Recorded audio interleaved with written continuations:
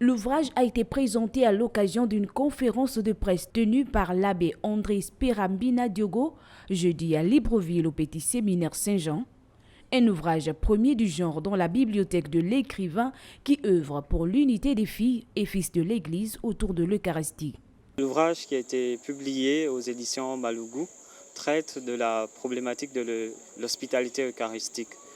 On a souvent tendance à regretter le fait qu'un chrétien catholique ne puisse pas librement participer à ce que les protestants appellent la Sainte Seine et respectivement un protestant ne peut pas aisément participer à l'Eucharistie.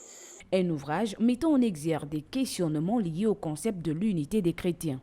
L'Église catholique est engagée depuis le Concile Vatican II dans ce qu'on appelle le dialogue œcuménique, qui a pour but ultime et but premier aussi de restaurer l'unité des chrétiens.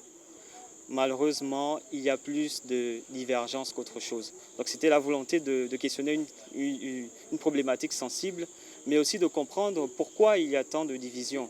Pour parvenir à cette unité, des pistes de solutions sont émises par l'écrivain.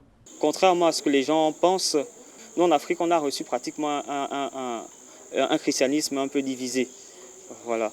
Donc ils sont venus nous apporter le Christ, mais en venant, ils étaient déjà eux-mêmes divisés entre protestants et catholiques. L'hospitalité eucharistique, un plaidoyer pour l'unité des chrétiens, un ouvrage qui pose les bases d'une série de questionnements qui pourraient éventuellement donner lieu à un débat autour de l'unité entre chrétiens.